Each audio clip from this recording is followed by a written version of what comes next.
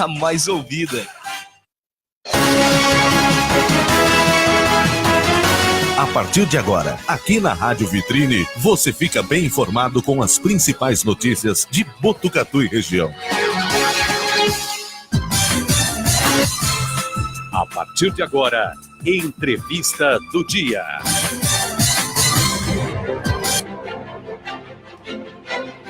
Olá, muito bom dia, amigos. Bom dia, ouvintes da nossa Rádio Vitrine. Que legal!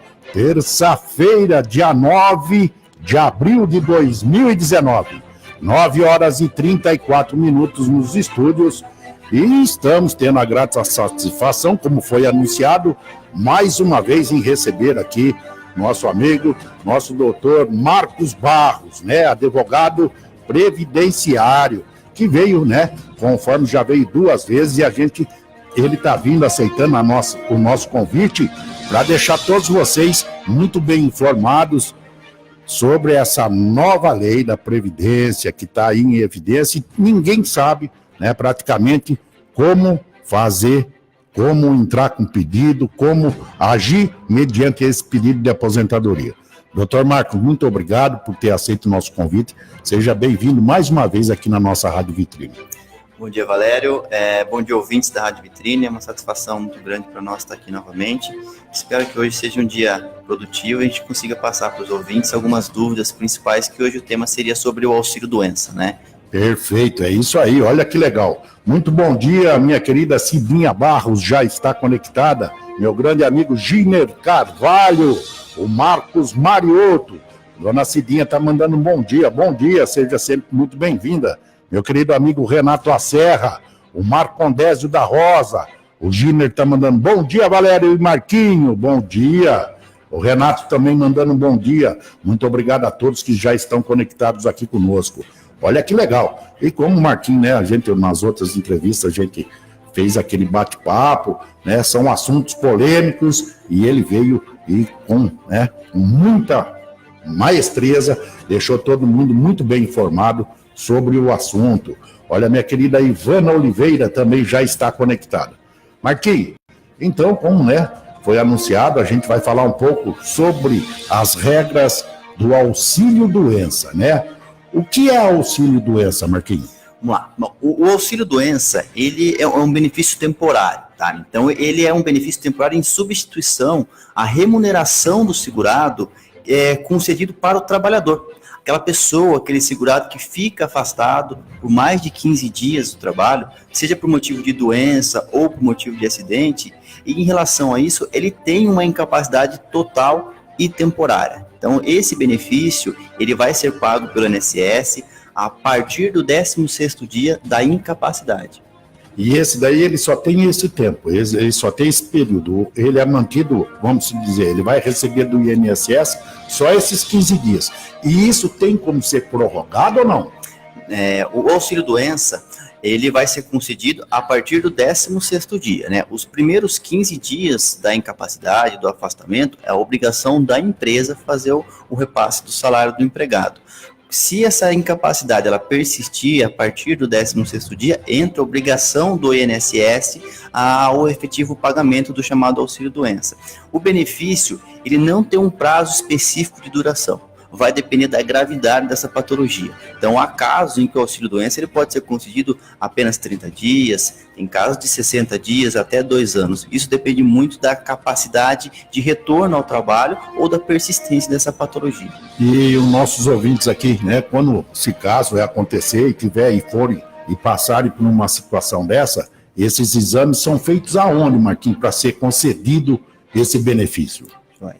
Os primeiros exames, chamado perícia médica, ela é realizada diretamente na agência do INSS. Então, o segurado que ele se encontrar incapacitado, se ele conseguir comprovar realmente, documentalmente, essa necessidade desse afastamento, a realização do exame, ela vai ser feita na própria agência do INSS. Isso o primeiro procedimento.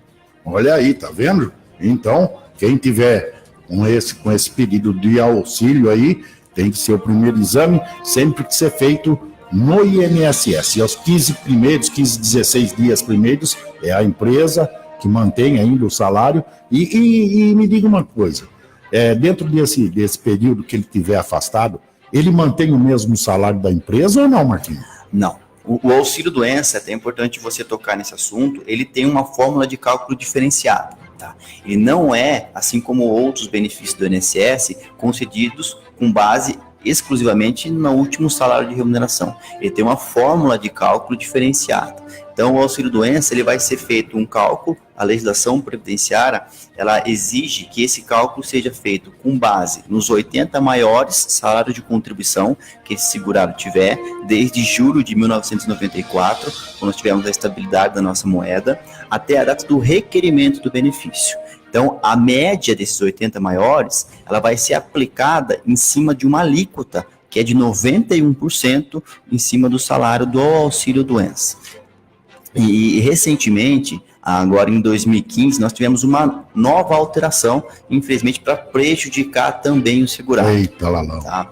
A média desses 80 maiores, e com a aplicação do 91% da alíquota, ela era o salário que o segurado iria receber.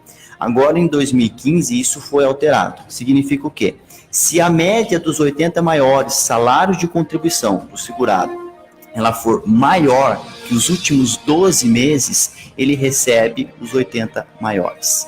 Então, significa, a fins de exemplo, suponhamos que um segurado, ele, na soma dos 12 meses, ele iria receber aí R$ 2.200, tá? Só que a média dos 80 maiores foi R$ 2.500, ele recebe apenas os últimos 12 meses, ou seja, dos 2.200. É sempre para tirar, né? Exatamente. Agora, se for o inverso, se os 80 maiores salários de contribuição dele for, nesse mesmo exemplo, R$ 2.500, e a média dele for R$ 2.800, ele recebe a média dos 80 maiores. Então, infelizmente, essa limitação, ela não existia antes de 2015. Agora ela passa a existir. Então, é uma forma diferenciada de cálculo que, infelizmente, realmente ela vai prejudicar, sim, o segurado na hora de recebimento do benefício. E esse recebimento, né, como você explicou muito bem explicado aí, isso é para qualquer categoria, para qualquer empregado, seja ele público, privado,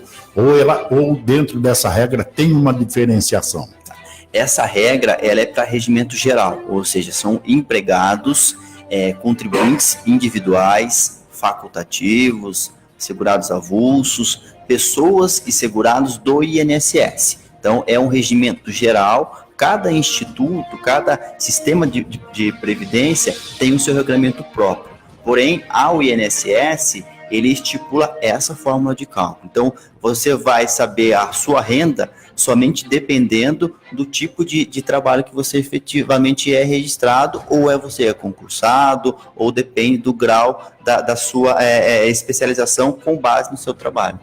Olha aí, vindo aí, né, seguindo o seu raciocínio aí, e quem tem direito a esse auxílio, doutor Marcos? Perfeito.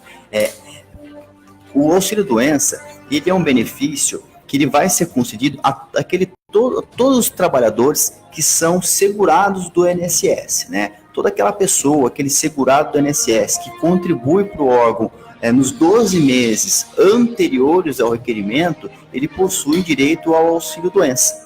Obviamente que se ficar comprovado na perícia médica que existe aí a incapacidade total e temporária para o trabalho, né? Essa regra, na verdade, desses 12 meses que eu acabei de citar, que é necessário esse recolhimento anterior ao requerimento, ela tem algumas exceções. Então, esses 12 meses é chamado de período de carência. Então, a pessoa, o segurado, quando ele vai buscar o benefício junto ao INSS, é necessário que ele tenha, no mínimo, os 12 meses, ou seja, um ano de recolhimento junto ao INSS, para somente após, se ele vier adquirir uma patologia, aí ele fazer jus à concessão do benefício. Algumas exceções, como é o caso de um segurado que sofre um acidente na empresa, uma doença, uma patologia adquirida no ambiente de trabalho, doenças especificadas em uma legislação específica do INSS, como, por exemplo, o Parkinson, a AIDS, hanseníase, são patologias e acidentes que não exigem essa carência de 12 meses. Então, como exemplo, se o segurado ele começou a trabalhar hoje em uma empresa e apenas um dia de trabalho, e ele vem adquirir um acidente na empresa, sofre esse acidente, mesmo que ele não tenha os 12 meses de contribuição, ele vai fazer jus à concessão do auxílio-doença, porque essas regras de acidente e de doenças que forem adquiridas após, obviamente, a inscrição do segurado junto ao INSS, ele dá direito sim ao benefício, porque essa pessoa ela é segurada, ela não precisa ter esse tempo de 12 meses de contribuição para a concessão do benefício. Uma dúvida, doutor. Vamos supor, a pessoa não tem esses 12 meses ainda, mas está já, como o senhor disse, tem várias coisas aí que ele pode requerer esse pedido.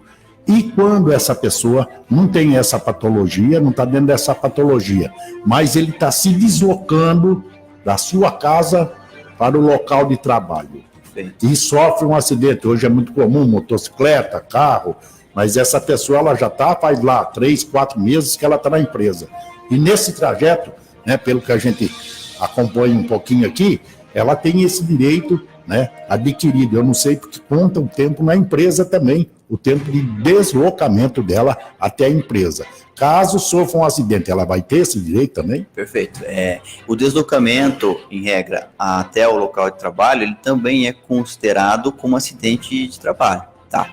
Então, para fins previdenciários, nessa situação que você me passou, por mais que esse segurado ele não tenha esses 12 meses de recolhimento, como ele vai se enquadrado como um acidente típico de trabalho, mesmo que de trajeto, ele também vai fazer jus ao auxílio-doença. Então, o auxílio-doença, nós temos duas espécies. Nós temos o auxílio-doença comum, que ele é chamado pelo INSS como B91, tá? Perdão, B31. São benefícios oriundos de patologias comuns, patologias naturais. E nós temos o auxílio-doença acidentário, que é o B91.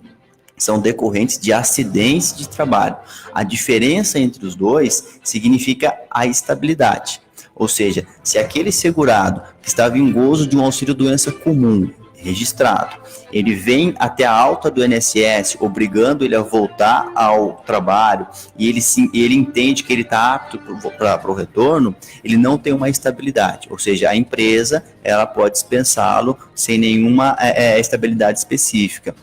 Agora, aquele segurado que estava em gozo de um benefício acidentário, e o benefício ele é cessado, tem uma estabilidade de 12 meses após a cessação do benefício. Então, isso resguarda os direitos dele em decorrência de um acidente que ele sofreu, justamente porque ele estava desempenhando a atividade. A gente ouve muito também, né? Muitos relatos aí de pessoas que muitas vezes sofrem esse acidente, mas preferem não pedir, né? Esse auxílio ao INSS, por ter uma diferença do salário, e tem aquela coisa que eu não sei se é mito, se é verdade, se não, vamos tentar esclarecer. É verdade, porque a maior parte do pessoal, quando vem, principalmente aqui no nosso sindicato, e a gente ouve, né, relatos de várias pessoas, que ele cumpriu esse tempo no INSS porque foi acidentado, não sei o que lá, e quando ele volta, a empresa o dispensa.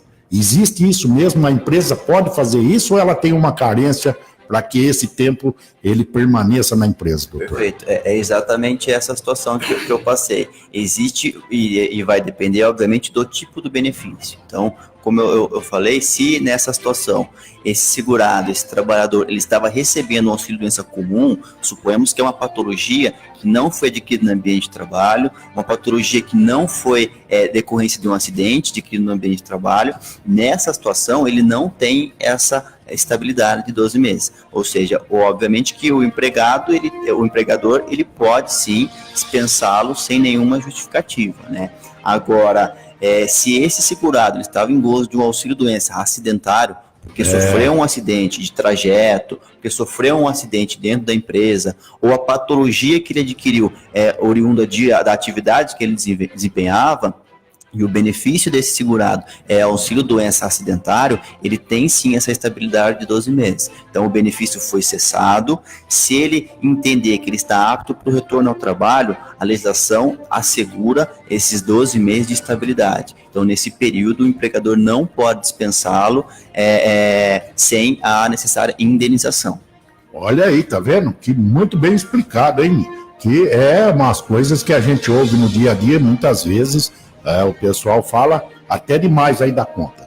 Agora são 9 horas e 48 minutos. Você que está chegando agora na nossa Rádio Vitrine, estamos recebendo em nosso estúdio o doutor Marcos Barros, advogado previdenciário, hoje falando, né, um pouco sobre o auxílio doença, né, que muita gente tem muitas dúvidas aí, então a gente está aí batendo esse grande papo. Muito bom dia, minha querida amiga Miriam Elisa, o Júnior Emílio, o Sérgio Bozoni, olha que legal, o Claudinho Ferreira tá mandando um bom dia, Claudinho, lá da Claudinho Multimarcas, hoje entregando várias cestas aí, parabéns, viu, Claudinho, parabéns a você. O Sérgio Bozoni mandando um bom dia, família, muita gente conectada aqui, fico muito agradecido a todos vocês, o Benedito Henrique, olha aqui, tem mais, o Rodrigo Martins, ô Rodrigão, o Rogério, a Carol, a Daiane, olha aí, muito bom dia a todos vocês, muito obrigado pelo carinho e pela companhia aqui. Ô doutor, e como a pessoa faz para solicitar esse auxílio-doença junto ao INSS? Nós temos duas situações. Quando o segurado ele não é empregado, o benefício, o requerimento pode ser feito ou direto pelo site do INSS, né? Ou telefone 135, ou agendamento direto junto à agência do INSS. Na segunda situação, quando envolve um segurado empregado, a responsabilidade de efetivar esse agendamento, ela é do próprio empregador. Então, na opção da omissão do empregador não querer realizar ou fazer o requerimento administrativo, o próprio segurado trabalhador pode se direcionar diretamente à agência do INSS ou através dessas mídias, que seria o próprio site ou o telefone 135, e requerer o benefício. Olha aí, tá vendo? É mais uma dica aí a quem, tomara que ninguém precise desse auxílio, mas caso venha a ocorrer, já está aí bem explicadinho como você pode solicitar. E dentro desse auxílio, né, como o senhor deu uma explanação já, e qual é a renda máxima que essa pessoa possa receber? É dentro daquilo que o senhor explicou, dentro dos 80%, Exato. Né? Dentro de tudo isso aí. A renda máxima que um segurado pode receber do INSS, ela vai variar de acordo com a contribuição, né? Então, o teto do INSS hoje está em torno de R$ 5.600, mais ou menos. Então, mais que isso, ele não consegue receber. Porém, o sistema do cálculo do auxílio-doença, ele tem essa alíquota de 91%. Então, significa o quê? Que ele vai estar limitado a receber apenas 91% dessas duas barras de cálculos. Ou dos 80 maiores, salário de contribuição, que nem eu falei, desde julho de 94 até a data do requerimento, também sendo afetado com base na média dos últimos 12 meses de contribuição. Então, infelizmente, o auxílio-doença, a partir de 2015, ele se tornou um benefício também prejudicial ao segurado. Por isso que, obviamente, que algumas pessoas que se enquadram em situações de retorno ao trabalho, mesmo que de uma forma mais prejudicial, ela tem uma dificuldade de trabalhar, algumas pessoas permanecem trabalhando para não receber o benefício do auxílio-doença, justamente porque ela tem o receio de, quando o benefício for cortado, for cessado, poder ser dispensado pelo empregador, é um dos maiores receios dos segurados, e também pela situação da renda do benefício, ele não ser o mesmo importe do salário que o segurado recebe. Então, são duas situações que automaticamente bloqueiam para alguns segurados a concessão desse benefício de uma forma facultativa. O senhor já deu uma ideia do coisa, mas tem tempo limite para essa duração do auxílio, doutor? Não existe um prazo, tá, pré-determinado para a duração do auxílio-doença. A maioria dos auxílios-doença ela é concedida por cerca de 60 dias, tá? Então, alguns trabalhadores eles podem até receber auxílio-doença por até 2 anos, né? Mas esse período ele é passível ainda de prorrogação, tá? Não existe um limite mínimo também para fazer essas prorrogações concedidas. Então, suponhamos que o INSS conceda um benefício de auxílio-doença para um segurado por 60 dias e esse segurado ele entenda e através dos médicos que acompanham, concretizam que ele realmente não pode voltar ao mercado de trabalho, a patologia persiste, incapacitante, ele pode sim fazer quantas prorrogações ele achar necessário. Não existe um limite, tá? Obviamente que o prazo de duração do auxílio-doença, ele vai depender da gravidade da situação, né? A ideia, na verdade, do auxílio-doença é ser um benefício de curto prazo. E nos casos em que é passível prever um longo prazo de afastamento, uma duração de período praticamente indeterminado, é passível também de reversão do auxílio-doença, conversão dele em uma aposentadoria por invalidez. Isso tudo há essa possibilidade também. Exatamente. A possibilidade da conversão do auxílio-doença em uma aposentadoria por invalidez vai depender muito da gravidade da patologia e da conclusão médico-pericial. Olha aí, olha que interessante, hein? Olha, então são casos aí que tem que ser mesmo, não adianta a pessoa querer ir fazer sozinha essas coisas, tem que, né, ajustar, contratar uma pessoa que conheça essas leis, porque senão muitas vezes você vai sair mais prejudicado que você entrou, né, doutor? Infelizmente, porque a gente sabe que hoje, muitas vezes, essas pessoas que atendem essa população, nem sempre não, 99%, vamos falar assim, não passa esse tipo de informação à pessoa que vai lá procurar esse auxílio. Muitas vezes a pessoa aí fica anos sem poder receber esse auxílio, porque não vai atrás de uma pessoa que conheça exatamente a lei. Chega lá no balcão, é muito difícil a pessoa chegar para você e falar, você traz isso, faz isso que vai dar certo. Não vai dar certo nunca. E, infelizmente, a demanda previdenciária, não só do auxílio-doença, como qualquer outro benefício, ela é uma demanda de caráter social. Então, envolve toda a população trabalhadora brasileira. Então, com isso, faz com que o INSS, a entidade, a autarquia federal do INSS, ele não comporte essa demanda, devido a um grande número de requerimentos que é feito diariamente. O INSS tem, sim, como dever de ofício, orientar o segurado ao melhor benefício. Porém, essa demanda, ela bloqueia a concessão, a explicação da melhor benefício, do melhor caminho a ser tomado pelo segurado. Infelizmente, quem acaba sendo prejudicado é o próprio segurado, né? Uhum. Aproveitando aqui também essa situação, eu gostaria de deixar para o ouvinte, inclusive nós temos uma pergunta aqui que é importante, dos documentos que eles precisam levar na perícia médica, né? Isso mesmo. Então, é uma pergunta importante, porque algumas pessoas ficam na dúvida de quais documentos devem se levar numa avaliação. Isso é muito importante, porque chega lá, você leva um calhamaço de documento, chega lá, a pessoa dá uma olhada por cima e fala, falta tal coisa. E aí? Você tem que fazer tudo de novo. E quando acontece um negócio desse, cortando o senhor um pouquinho, você chega lá, apresenta toda essa documentação, mas você já agendou o seu dia. Uhum. Chega lá, falta esse documento. Vai ter que ser agendado novamente ou a pessoa pode voltar no dia seguinte e levar toda essa documentação? O INSS ele tem um regramento que ele vai fornecer para o segurado que estiver faltando alguma documentação, uma carta de cumprimento de exigência. Então, essa carta, o segurado vai ter que retornar, sim, no outro dia, agendado pelo próprio INSS, com a documentação pertinente que foi orientada ou pelo servidor ou pelo médico que for te atender. É muito comum o segurado ir à agência do INSS faltando alguns documentos, e os documentos principais que vão gerar direito à análise desse benefício. Então, com isso, o médico, perito do INSS, que tem a competência para isso, ou o próprio servidor que for fazer uma análise prévia antes da perícia, ele vai avaliar a documentação, se entender que esses documentos estão faltando algum importante para a análise principal, ele vai exigir, ou ele que eu digo, o servidor, vai exigir do próprio segurado um cumprimento de exigências. Então, ele vai servir uma carta a esse segurado, onde, em regra, são 30 dias para apresentar essa documentação, podendo já sair dali com uma nova data de perícia. Então, nessa situação, ela automaticamente ela vai jogando o benefício, a obrigação do pagamento do INSS mais adiante. Então, significa que o segurado, se ele fez o agendamento hoje, ele só consiga retornar daqui 30 dias, corre o risco sim, se o médico entender que a incapacidade dele só se foi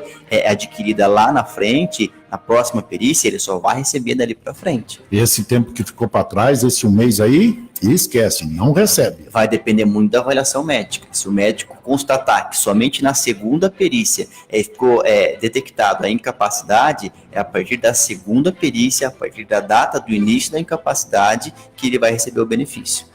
Olha, que interessante, hein? Olha aí, tem que ficar ciente, então, por isso, mais uma vez, vou ser repetitivo, você procure auxílio, você procure um profissional capacitado para que na hora você não corra todos esses riscos de chegar lá, né? Você ter o direito ao benefício, se demorar 30, 60 dias, você perder todo esse tempo aí, né, doutor? Exatamente. Então, por isso, os documentos que eu vejo que são primordiais para a concessão do benefício, em regra, são os documentos de identificação com foto, obviamente, que é necessário que o segurado ele seja identificado pelo médico do INSS. A carteira de trabalho dele é muito importante. Sim. Por que da carteira de trabalho? O auxílio-doença, muitas pessoas entendem que existe uma patologia, ela vai gerar direito ao auxílio-doença.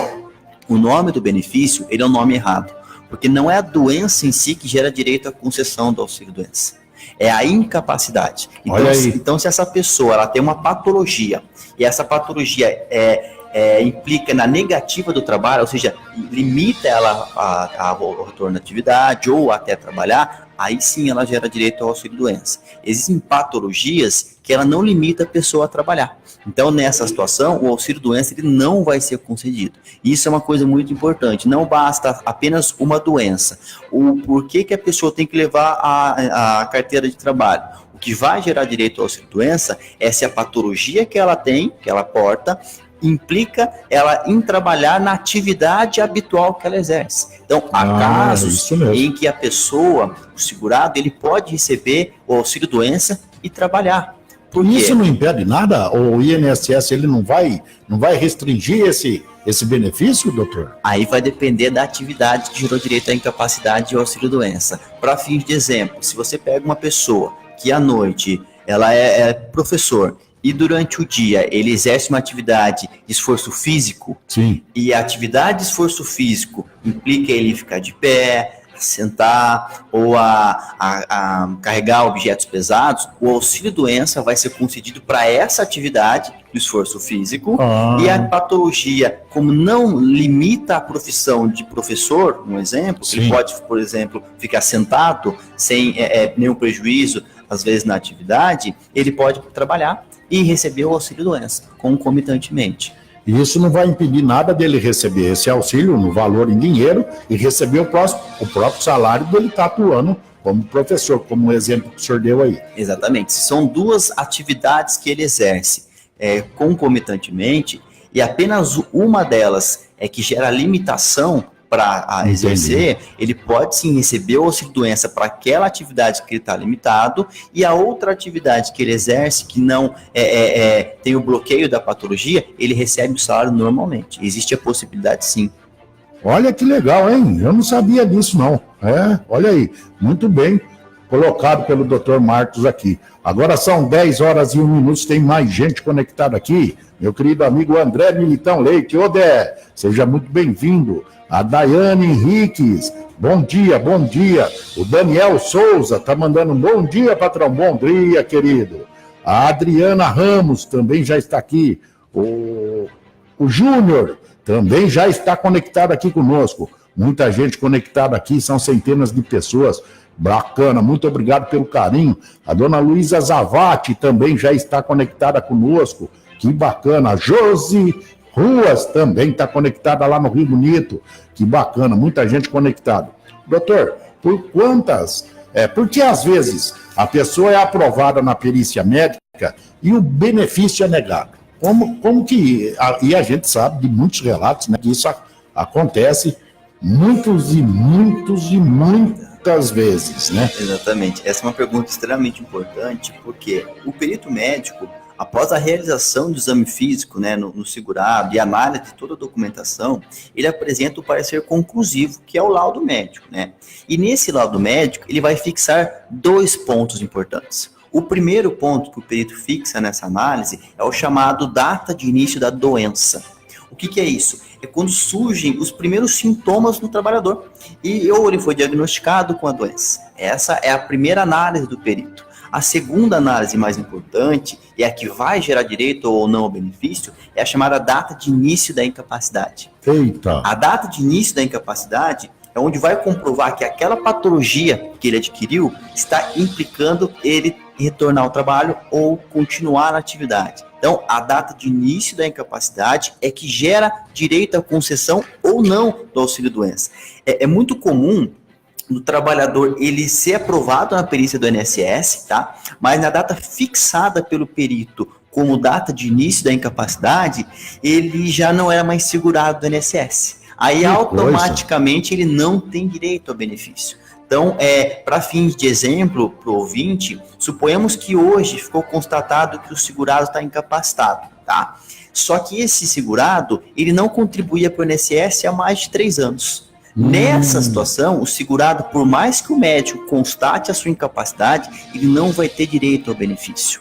Uma coisa que é importante o ouvinte estar ciente, que se ele sai do emprego, se desliga, é dispensado, ou ele para de contribuir junto ao INSS, nós temos um período que é chamado período de manutenção da qualidade de segurado. O sistema do INSS é um sistema seguro. Então, se você para de recolher ou para de trabalhar, automaticamente você tem um tempo em que você ainda pode receber o benefício ou os benefícios do INSS. Passando esse período, que é chamado de manutenção da qualidade de segurado, ele, por mais que tenha patologia, ele perde direito à concessão do benefício. Então, nessa situação, a manutenção da qualidade de segurado, em regra, nós temos que avaliar algumas situações, mas ela pode chegar até 36 meses, ou seja, 3 anos, o segurado pode permanecer segurado do INSS, o trabalhador pode permanecer segurado do INSS, sem contribuir para o sistema e sem voltar a trabalhar, que ainda ele vai ter direito ao benefício.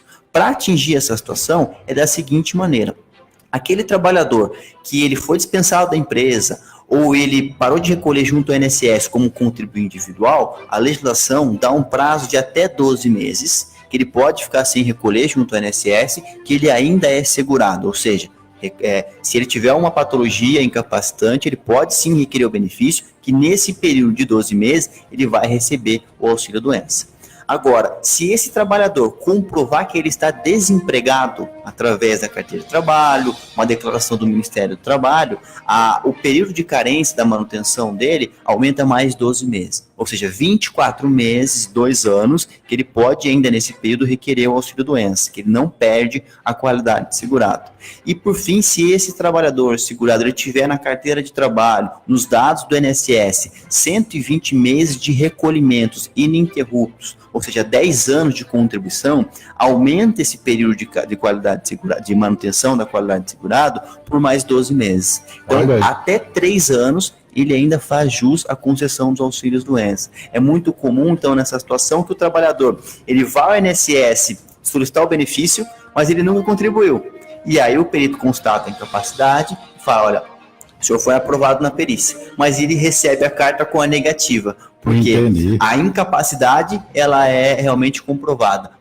O problema é as contribuições. Ele não efetivou as contribuições necessárias e não estava dentro do sistema no momento que um perito constatou a data do início da incapacidade dele. Olha aí, né? Olha que é uma coisa que tem que se ver bem, ser muito bem vista por uma pessoa, um especialista, porque senão você vai acabar ocasionando um erro aí. E esse tempo, né, de recebimento desse auxílio-doença, isso conta na aposentadoria, quando a pessoa entra com o pedido de aposentadoria, doutor?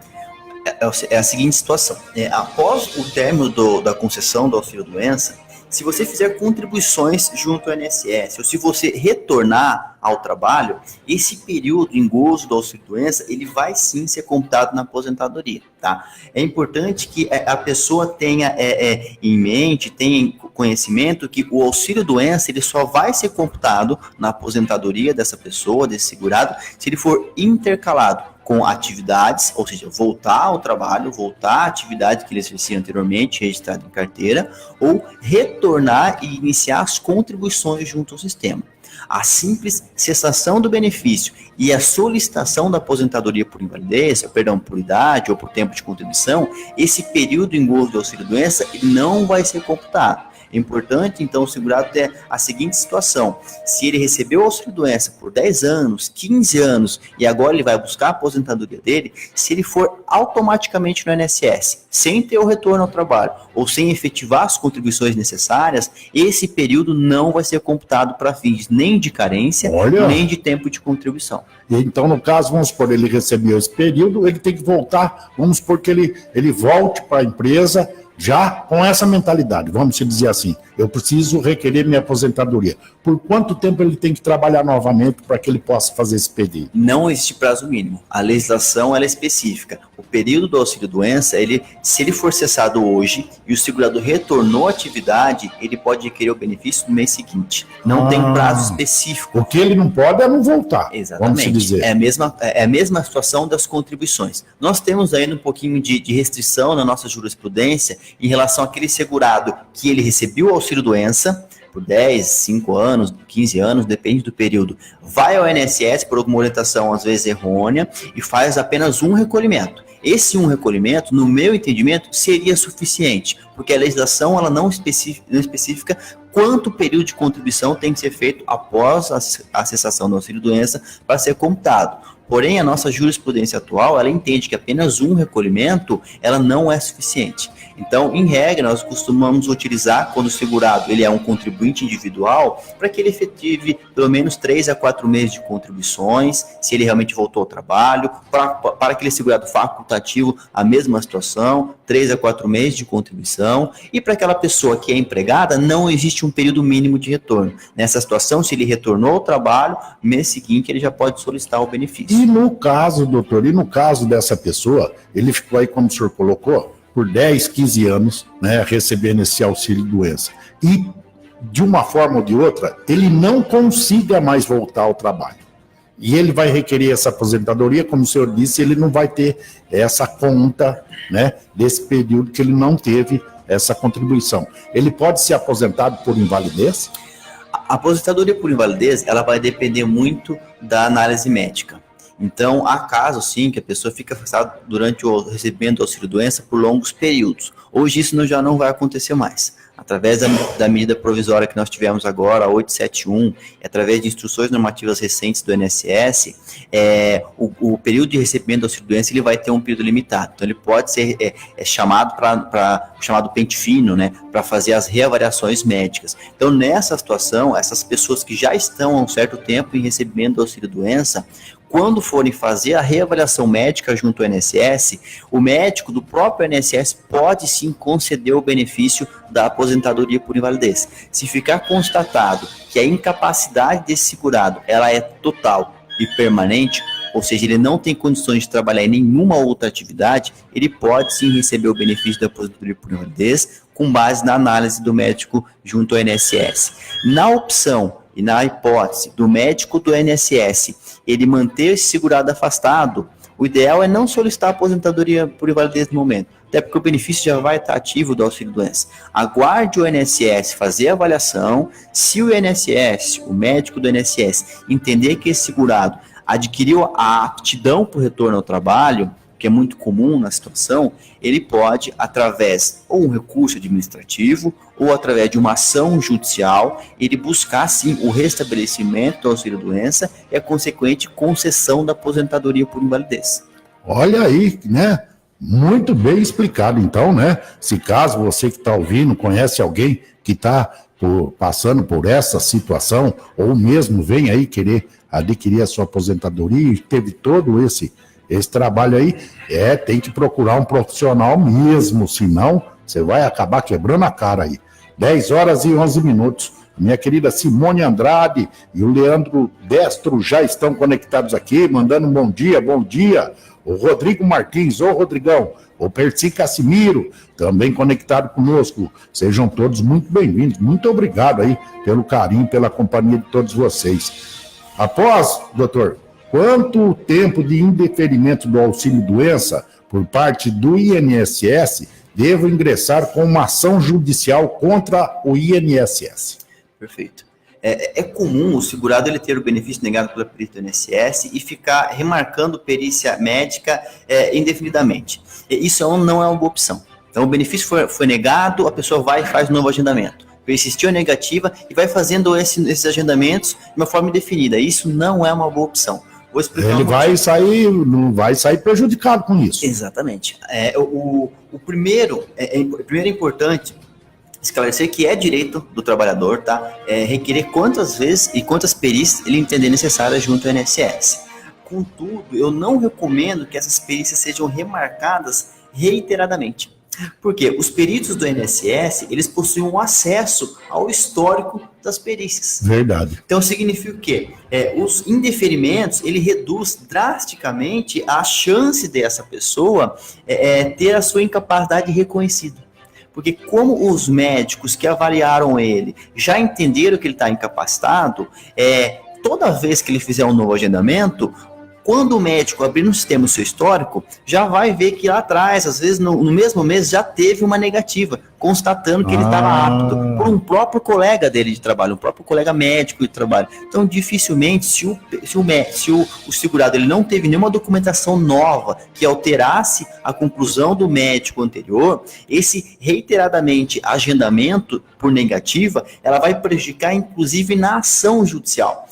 Quando esse segurado ele for buscar ação judicial, ou seja, reverter a negativa do INSS, o próprio INSS, em sua defesa, ele vai apresentar todo o histórico médico do segurado na agência.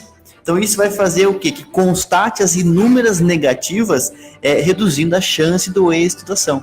Então, essas reiterados pedidos administrativos, não existe um número específico. Não precisa ter 1, precisa ter 2, 3, não. Ele teve o benefício negado apenas uma vez. Ele já pode, sim, através da via judicial, solicitar com seu advogado, especialista na área previdenciária, o benefício do auxílio-doença. Ele não é necessário fazer recurso administrativo se ele não tiver provas novas que essa decisão administrativa ela foi prejudicial. Então, ele pode, sim, fazer um recurso administrativo, se tiver competência, conseguir desvendar realmente o erro do médico e tentar reverter a situação. Porém, reverter uma situação médica através de um recurso, tanto judicial quanto administrativo, ela não é tão simples. Até porque o médico que fez a avaliação, um perito médico do INSS, um perito médico do Poder Judiciário, ele tem a competência médica legal. Então, por mais que ele possa não concluir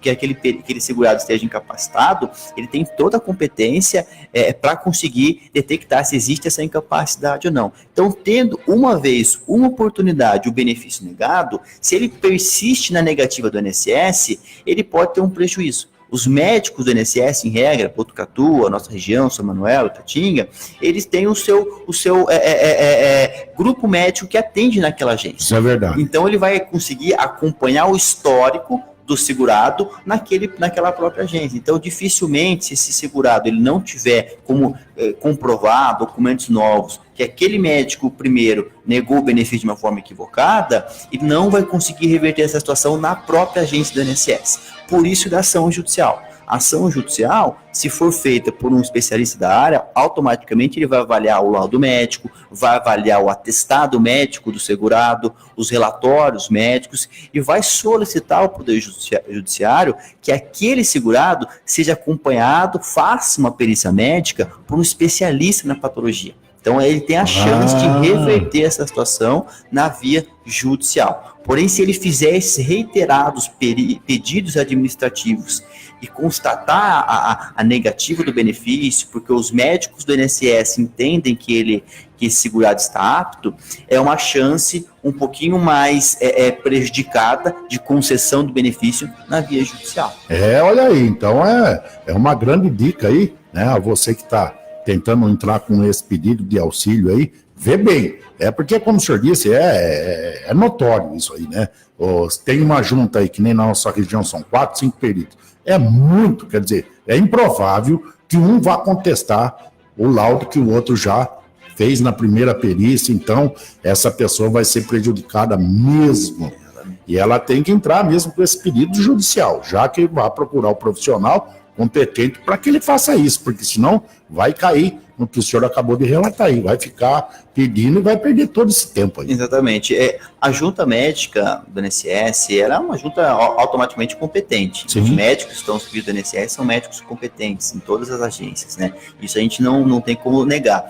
Porém, o que gera realmente direito ao benefício, nós entendemos que a demanda ela é muito grande, a busca por benefícios ela é muito grande. Infelizmente, os médicos no atendimento, eles não conseguem realmente dar aquela atenção específica, fazer uma perícia exata que deveria ser feito, não porque não quer, mas porque realmente a demanda ela é muito grande, o espaço físico muitas vezes da própria perícia é limitado, não tem os equipamentos específicos para fazer uma avaliação. Então, se um médico do INSS já constatou que a pessoa está apta para o trabalho, aquela junta médica, automaticamente ela vai estudar o caso e uma nova avaliação. Sim. Então, com isso, se esse segurado, que nem eu disse, ele não tem um documento recente de um médico particular, de um médico do SUS, comprove com datas novas que o segurado persiste a sua incapacidade, dificilmente o INSS vai reverter essa situação.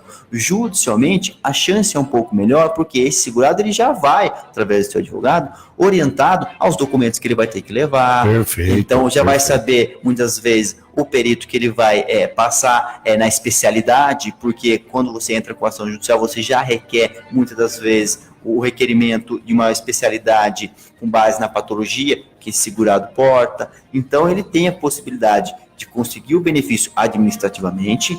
Se for negado, não espere ter várias negativas reiteradas para ingressar e buscar o benefício. Obviamente que você vai entrar com ação judicial se você estiver incapacitado, tiver provas para isso. As provas são principais. O que nós vemos muito é que alguns segurados, dificilmente eles têm dificuldade para juntar a documentação. Os principais documentos que nós usamos em uma ação judicial ou um requerimento administrativo seria o prontuário médico. Ele é extremamente importante e é direito do segurado requerer junto ao médico, junto ao hospital, tá? O Conselho Regional de Medicina, ele obriga, sim, o médico a entregar o prontuário ao paciente toda vez que ele solicitar. Então, se tiver uma restrição, ele pode requerer, sim, o prontuário junto ao médico. O porquê do prontuário? O prontuário vai aparecer, muitas das vezes, o início do tratamento, o início da doença. E ali vai ter toda a forma da patologia tratada, se ela regrediu, progrediu, como se encontrou a situação desse segurado. O atestado médico é um documento que atesta o hoje. Então é importante ele ter, sim, o prontuário, que vai ter todo o seu histórico clínico, sim, e um atestado recente, comprovando que hoje que eu falo, para fins de exemplo, na data da perícia, persiste a incapacidade. Então, desde um atestado, um prontuário, um relatório médico de um médico particular, um médico do SUS. Então, não existe restrição. Eu tenho que pegar um médico do meu médico particular, eu tenho que contratar um médico particular, ou tem que ser do SUS. Isso não tem a legislação não tem uma regra, depende muito da sua patologia. O médico particular, quanto o médico do SUS, são médicos competentes que vão, sim, se a pessoa estiver incapacitada, vão diagnosticar essa incapacidade e são documentos primordiais para a concessão desses benefícios por incapacidade. Olha aí, né? Olha, é muito bem explicado, porque muitas vezes a gente sabe que a pessoa continua mantendo o mesmo erro e por isso que dificulta muito aí o seu pedido. Agora são 10h21, muita gente chegando conosco aqui. Hoje estamos tendo uma grata satisfação em receber aqui nos estúdios Dr. Marcos Barro, advogado previdenciário, hoje falando sobre, o que é auxílio-doença, como adquiri-lo, como você pode solicitar. Muito bom dia, meu querido mestre Wilton José da Silva. Muito obrigado pela companhia. Olha o Olavo Henrique também aqui, o Adilson Lourenço. Olha o Percy Cassimiro colocou. Bom dia, Valério. Um trabalhador que é obrigado a pagar o INSS, mas se ele morrer antes de se aposentar e for viúvo, quem receberá o benefício, doutor? Bom, vamos lá. Nessa situação é o seguinte. O trabalhador, ele, mesmo que não esteja ou segurado do INSS, contribuinte individual, facultativo, se ele estiver contribuindo junto ao INSS, tá? E ele vier a óbito, nós temos a chamada pensão por morte. Tá? A pensão por morte é um benefício concedido àqueles dependentes do segurado falecido. Se esse segurado que faleceu, ele for realmente segurado junto ao INSS, ou seja, ou ele estava aposentado, ou ele estava próximo de se aposentar, tinha os requerimentos, os benefícios preenchidos, só que não solicitou, ou ele estava trabalhando e estava efetivamente contribuindo junto ao INSS, por mais que ele não se aposente, por mais que ele não esteja em gozo de nenhum benefício, se nessa situação ele estava segurado junto ao INSS, os dependentes dele recebem. A legislação tem um rol de dependentes e ali vai depender, obviamente, do tipo do dependente, para saber exatamente se vai gerar direito ao benefício ou não, mas em regra, sim, se essa pessoa vier a falecer, por mais que ela não tenha direito à aposentadoria, não esteja recebendo a aposentadoria, os dependentes recebem através da pensão por morte. E esses dependentes, ele tem, a gente ouve falar muito nas mídias aí, que muitos das filhas, né, dos generais, dos coronéis aí, não se casam para receber o benefício, para receber essa aposentadoria. Nesse caso, tem isso ou não? Tem idade limite também para poder receber esse benefício, doutor? São regramentos diferentes. No INSS, nós temos a pensão por morte, tá? Ela é concedida, no caso de um filho, até 21 anos de idade. Sim. Ou maior de idade, inválido.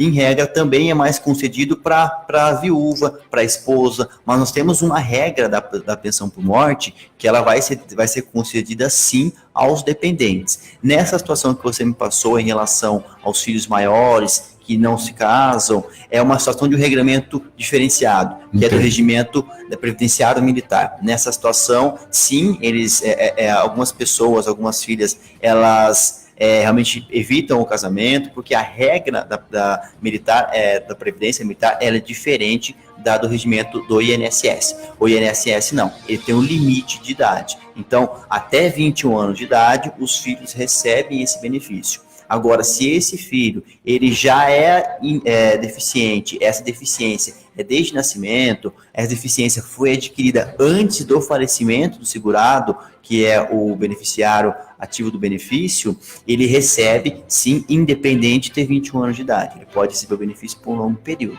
Nós temos uma regrinha nova na pensão por morte que, se você me permitir, nas próximas entrevistas a gente traz toda a especificação da pensão por morte, com as regras novas, com as regras atuais, que infelizmente, se a reforma realmente vier a acontecer, é um dos benefícios que mais vão ser afetados. Olha aí, tá vendo?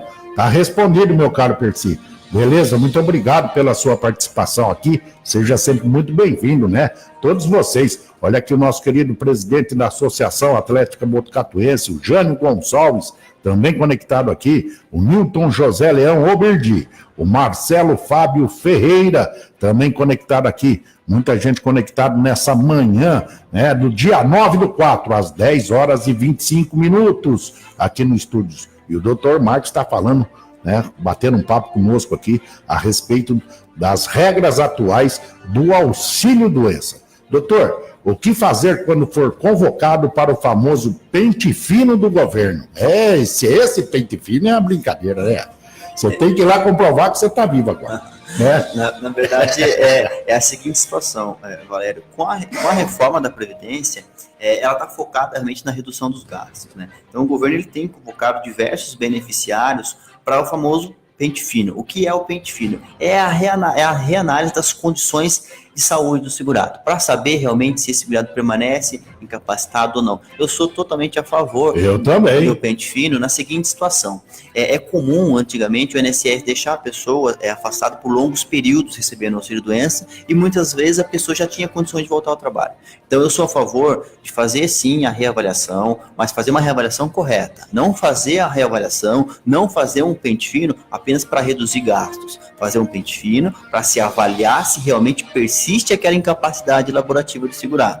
Porque se você faz uma reavaliação pensando em redução de gastos, assim como foi e está sendo feito, automaticamente os benefícios são cessados. A perícia é realizada por obrigação legal, porém os benefícios não são avaliados da forma técnica, ou seja, não é avaliado se a pessoa está incapacitada ou não, e sim para fins de corte do benefício. Então, nessa situação, o que esse segurado deve fazer? O que eu aconselho independente do benefício que ele for fazer, que ele já estiver em gozo, se for auxílio-doença, aposentadoria por invalidez, é necessário que ele tenha em mãos os atestados atuais, relatórios atuais, para que, se ele for convocado, ele possa apresentar essa documentação recente para o médico da perícia e esse médico consiga avaliar a atualidade da patologia, para que demonstre para o médico que ele ficou um certo tempo afastado e ele persiste em incapacidade. O porquê da documentação nova? Tanto para demonstrar que a incapacidade persiste,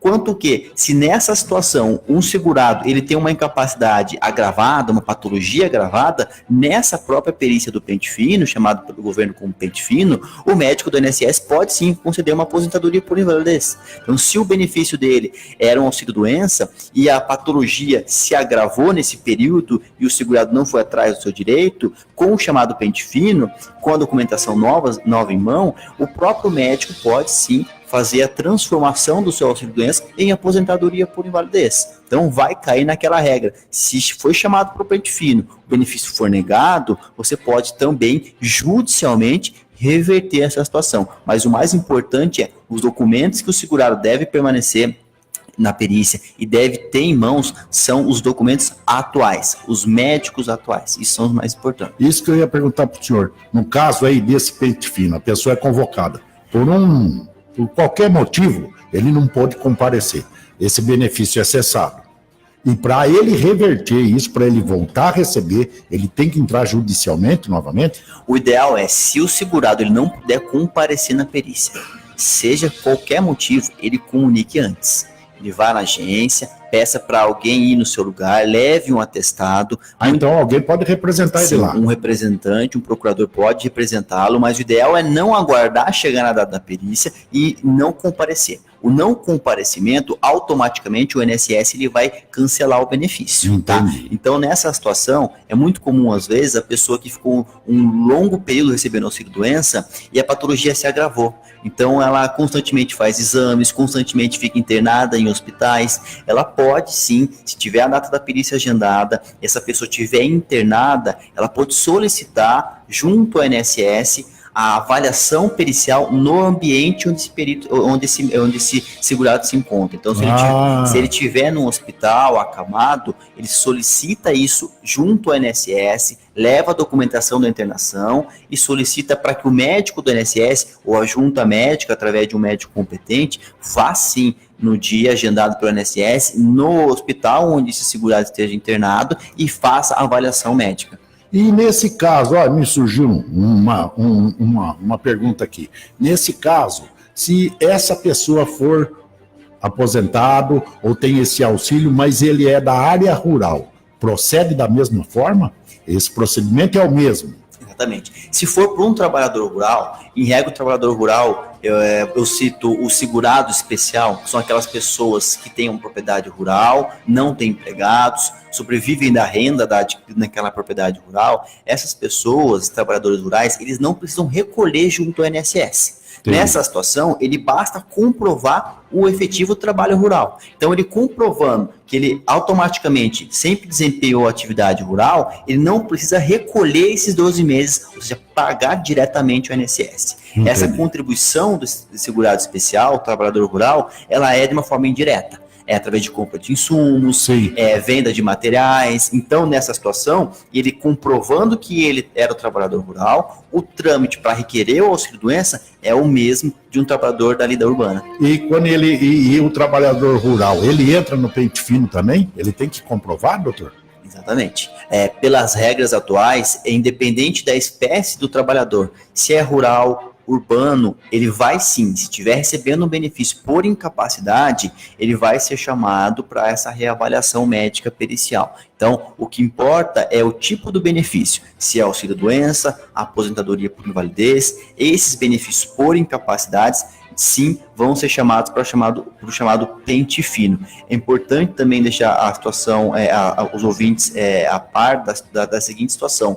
Com o chamado, a medida provisória 871, agora de janeiro de 2019, o governo ele abriu um leque de opções onde qualquer tipo de aposentado pode sim ser chamado para uma reavaliação da concessão do benefício. Isso é uma coisa que eu vou querer trazer com mais detalhes também, se você me permitir. Claro, com certeza. Porque não apenas os auxílios doença, aposentadoria por invalidez, existe no sistema previdenciário fraude previdenciária de concessão de benefício. Então, há a possibilidade, com a medida provisória, de alguns aposentados, inclusive aposentados rurais, não por invalidez, aposentado por idade, por tempo de contribuição, que se houver indícios de fraude na concessão do seu benefício, ele pode sim ser chamado para uma reavaliação e correr o risco do benefício ser cortado, independente do prazo. Tá? Então, porque a gente sabe que há muita fraude em cima disso, né? Exatamente. Então, isso é uma coisa que nós vamos trazer com detalhe, se você me Legal. permitir, Claro. mas é importante deixar o segurado a par dessa situação.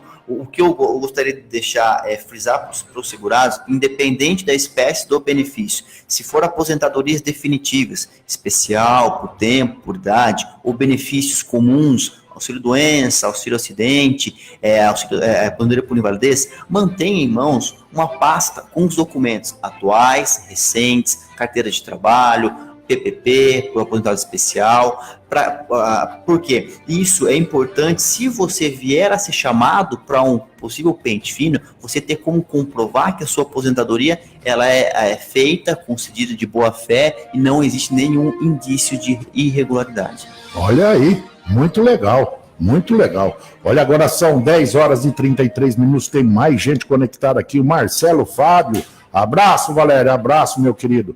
O Xandão mandando um bom dia Valério e Dr. Marcos, bom dia Xandão, muito obrigado pelo carinho de todos vocês, são centenas de pessoas conectadas aqui, meu querido amigo Paulo Magrão, também conectado aqui, a Betinha Neres, olha, o Dr. Otávio Barros, olha, tem mais gente conectada aqui, a Cidinha, já falei aqui, a Josiane, muita gente conectada aqui, muito legal, né? Bacana, isso mostra aqui, doutor, que o pessoal tá, né, ligadinho aqui, para que a gente possa deixar eles, né, melhor dizendo, a par dessas novas regras aí, que muita gente não sabe como vai ficar essas coisas. Doutor, depois de quanto tempo de recebimento do auxílio-doença, a pessoa pode se aposentar? A gente já tinha, né, até tocado mais ou menos nessa pergunta aí. Joia. É uma pergunta muito comum, tá? Então, algumas pessoas pensam, olha, eu estou há 10 anos recebendo auxílio-doença, vou me aposentar.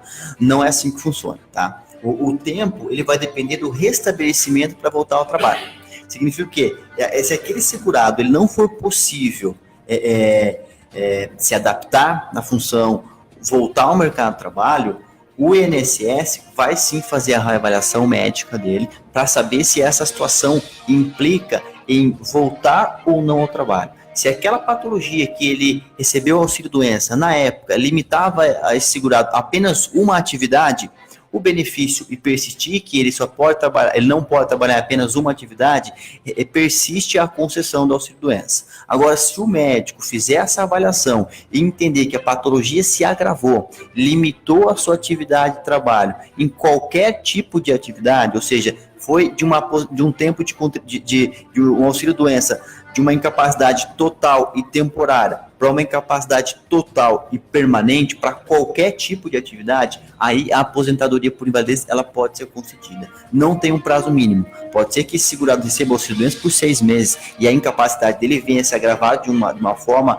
que limite qualquer atividade. Ele pode requerer a aposentadoria por invalidez. Não é necessário aguardar a reavaliação médica. Ele pode sim fazer o requerimento da aposentadoria por invalidez, mesmo recebendo o auxílio-doença. Mas a regra é aguarda ser chamado para uma avaliação médica nova do seu auxílio-doença e ali você aproveita a oportunidade para levar os documentos atuais e fazer deixar o médico fazer a avaliação e se ele entender que realmente persiste a incapacidade e ela se agravou, pode ser concedida a sua aposentadoria por invalidez. E caso persista no auxílio-doença e você entenda que é caso de uma aposentadoria por invalidez, pode ingressar com ação judicial e pedir a conversão do auxílio-doença em uma aposentadoria por invalidez. Eu até quero frisar aqui que hoje, como nós estamos com regras atuais, eu não vejo vantagem em uma aposentadoria por invalidez em relação ao auxílio-doença.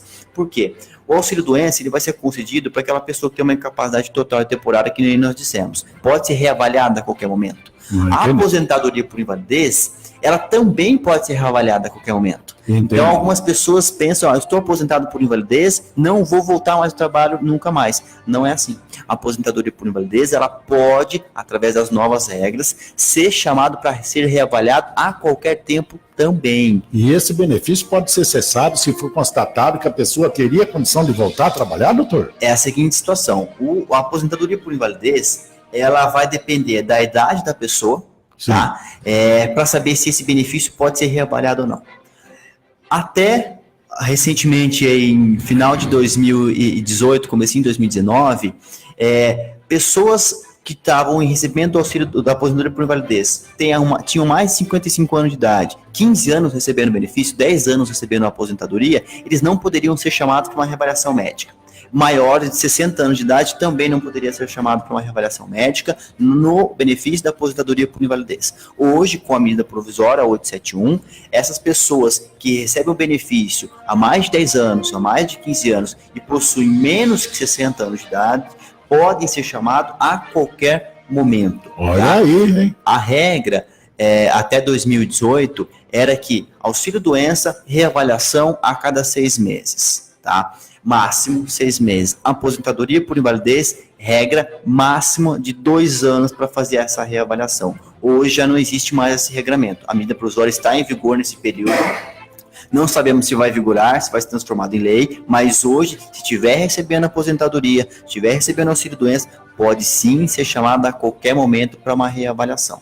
Então, isso é muito importante que a população tenha em mente que não é porque está aposentado, isso eu digo, menores de 60 anos de idade, que o benefício não vai ser reavaliado.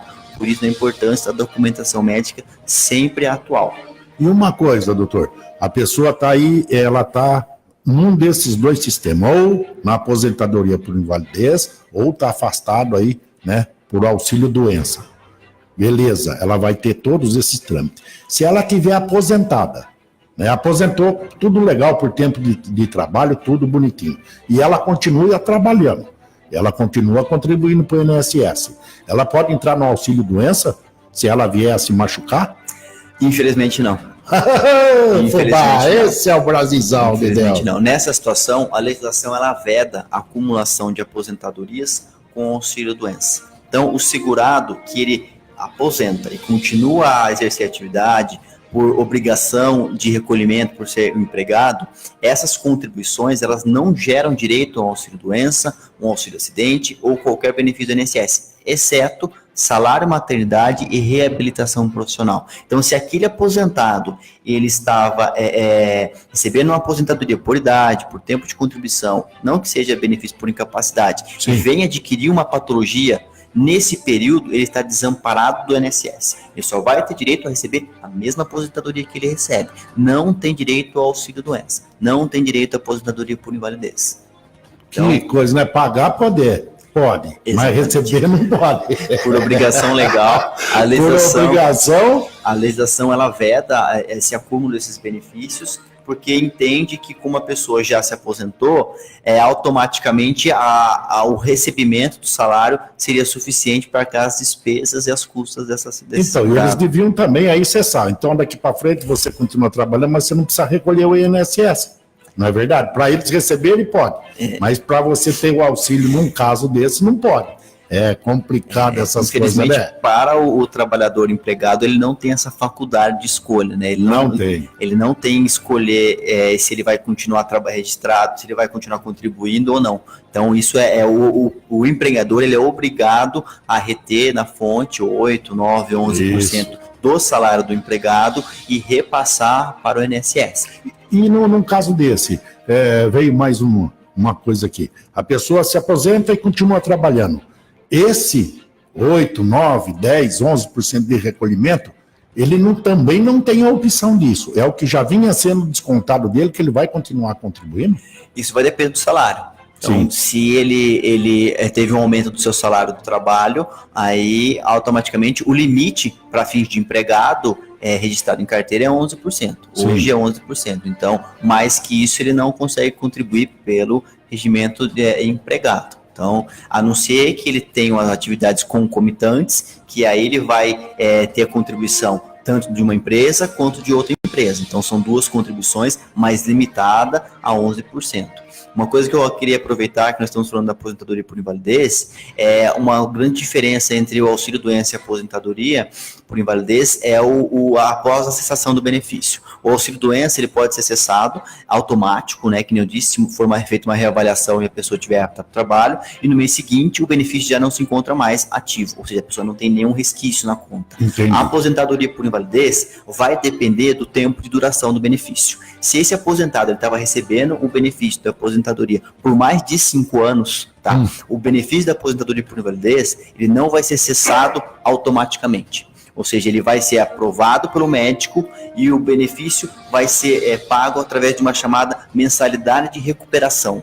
Ou seja, a aposentadoria por invalidez, após a alta médica, se for por mais de 5 anos de recebimento, o benefício vai durar por 18 meses. Os primeiros 6 meses, o segurado recebe 100% do benefício, os próximos 6 meses ele recebe 50% do benefício e os últimos 6 meses ele recebe 25% do benefício, até ser totalmente cortado. Então, se algum aposentado ou ouvinte, ele passou pela perícia médica do INSS e foi aprovado na seguinte situação de retorno ao trabalho, ou seja, considerado apto para o trabalho, e ele tiver nessa situação de mensalidade de recuperação dos 18 meses, está percebendo que o benefício vem abaixando, vem diminuindo, o ideal é já buscar ação judicial para restabelecer o seu benefício por incapacidade da aposentadoria por invalidez, se ele persistir incapacitado. Olha aí que bela informação, então, né? Aquele que tem, né, ou conhece aí alguma pessoa que está tendo essa grande dificuldade ou está passando por esse período, tá aí, ó. As informações aqui são muito legais. Agora são 10 horas e 44 minutos. Tem mais gente conectada aqui, minha querida Fátima Correia.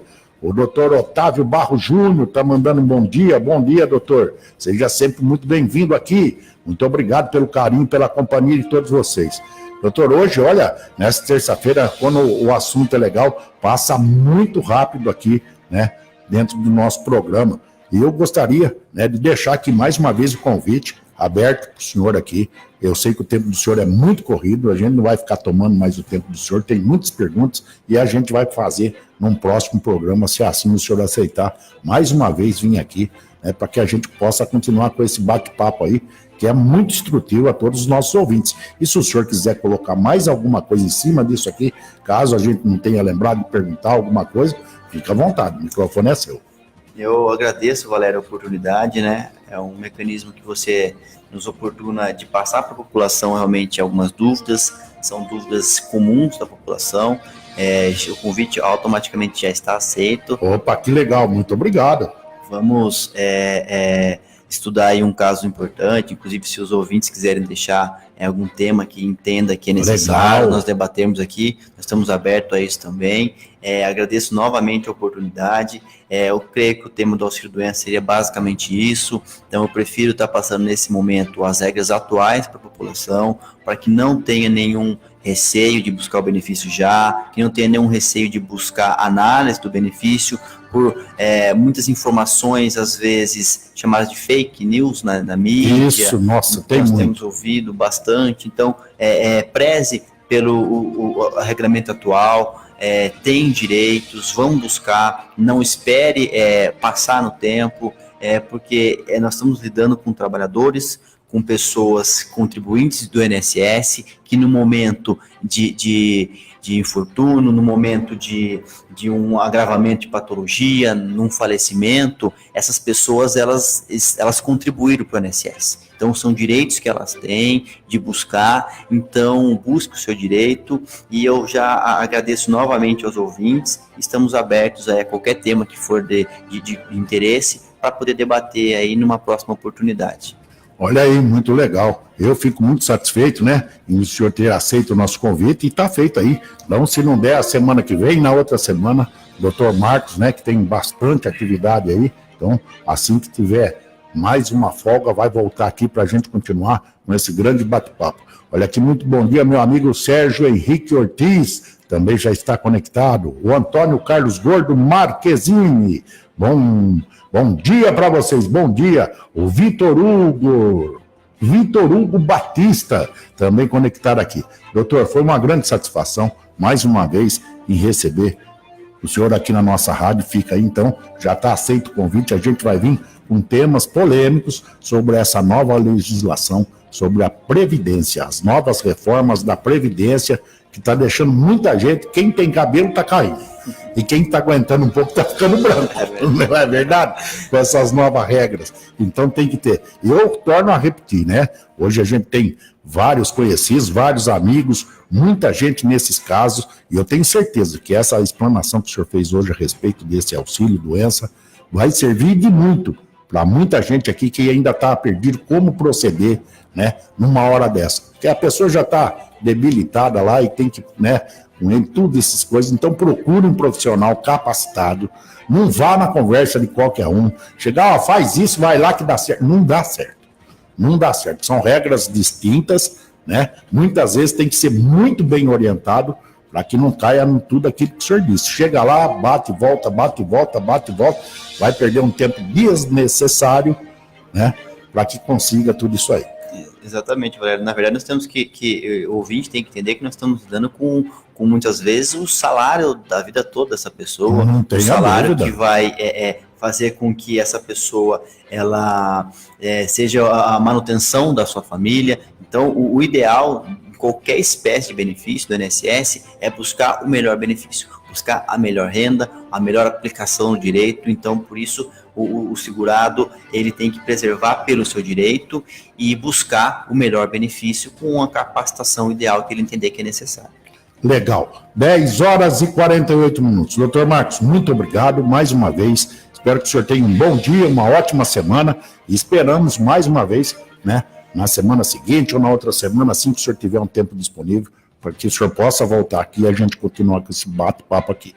Perfeito, eu que agradeço, um bom dia a todos, um bom dia, Valério, e já o convite já está mais que aceito e, se Deus quiser, em questão de dias, estamos de volta. Olha aí, legal. Muito obrigado a todos que estiveram conectados aqui comigo, muita gente conectado, foi uma bela explanação sobre os direitos hoje, né, nessas novas regras da Previdência sobre o auxílio-doença. Nós vamos ficando por aqui. Muito obrigado a todos os nossos patrocinadores e colaboradores aqui da nossa rádio. E daqui a pouquinho, já, à 12h30, às 12h30, estarei de volta com o nosso Jornal Vitrine, o seu Jornal da Tarde. Tchau, gente. Até daqui a pouco. Fui!